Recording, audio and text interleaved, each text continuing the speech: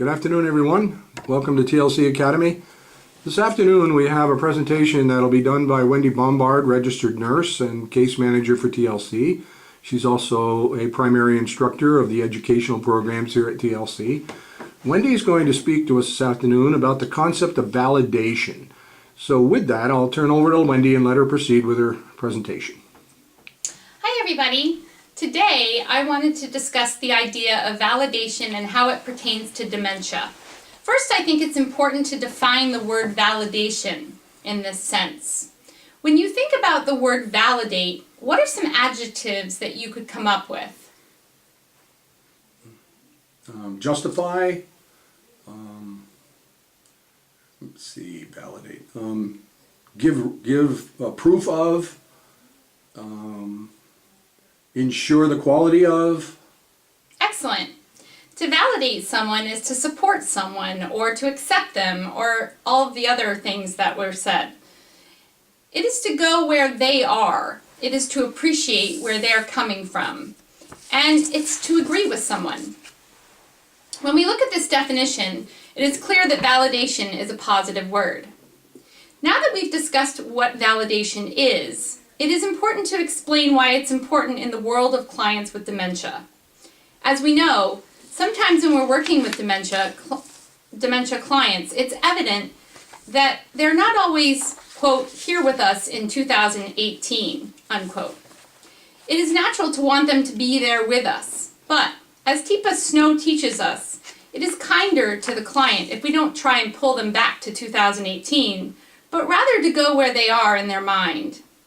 It's important to recognize that the kindest action that can be taken with a person with dementia is to communicate to them that their beliefs are being heard and that their opinions matter. It is also important to understand that if you know a person's history, it is easier to apply validation therapy since their history can give the professional working with the client an easier understanding on how to support and accept them in the moment that they are actually in. Validation therapy has been researched to demonstrate that when used properly, clients feel respected. They feel supported and understood instead of frustrated, angry, paranoid, and agitated. An example of this concept was when I was working in a nursing home several years back. In this particular situation, I was working in a nursing home on a new floor that I had never worked before. And when this happened, I was brand new to all of the clients on the floor. At around 6 o'clock in the evening, a particular client started yelling at the top of her lungs, "Take me to the train! Take me to the train! Take me to the train!" And I looked around, and nobody was doing anything for this woman. And it really upset me. So I went up to an LNA, and I said, "Has anybody ever taken this woman to the train?" And she looked at me like this. And then she said, "You do know there's no train, right?" And I said, "Of course there's a train." And so what we did was, I went over to the woman and I said, "Let's go." And so we walked down the hall and we went outside. We were about 3 to 4 feet away from the building. And we stood together, and she had her walker, and she looked up at me, and I looked down at her, and she looked up at me, and I looked down at her. And then she let out the biggest sigh, and she said, "Oh, we missed it." And I said, "That's okay, we'll get it another day." And we went back inside. From then on, when this woman at 6 o'clock every single evening yelled at the top of her lungs for someone to take her to the train, I took 3 to 5 minutes out of my shift and I took her outside to the train stop where we always miss the train. This was an example of validation. And I validated that she needed to catch the train instead of telling her that there was no train. I validated and I championed myself with her as we waited for the train that would never come.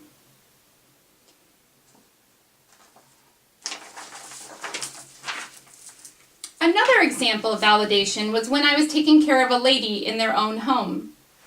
And she would ask every once in a while, she'd put her head down on my shoulder and she'd say, "Wendy, take me home." Just for a minute, I would like you to think about the word home. What does home mean to you? Wow. What does home mean?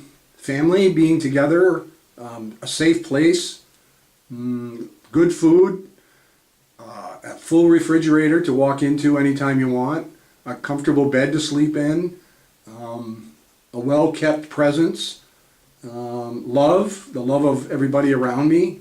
Absolutely. Those are just some examples of what home can mean. What does it mean to you? Home is, quote, where the heart is. Home is comforting, warm, supportive, and secure. Home is where love and affection is. Home is where belongings are and people are that you love. Home is not simply a structure on a street. It signifies emotional feelings. Instead of saying to this woman, "You are home. There's your closet. There's your sink full of dishes," I simply said, "Let's go." She led me outside onto the driveway, and I remember that it was around October because the air was just becoming crisp.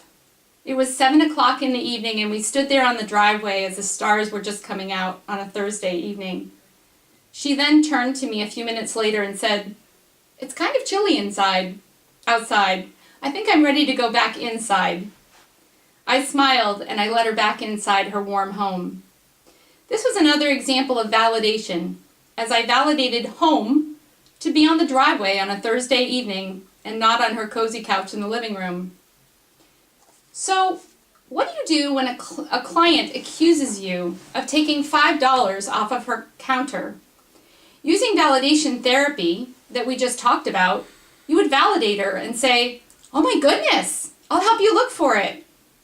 As soon as you start looking for it, you will realize quickly that your client is either unaware of what you're doing or has completely forgotten what it is that you're looking for as you validated her and she's trusting you that you believe her.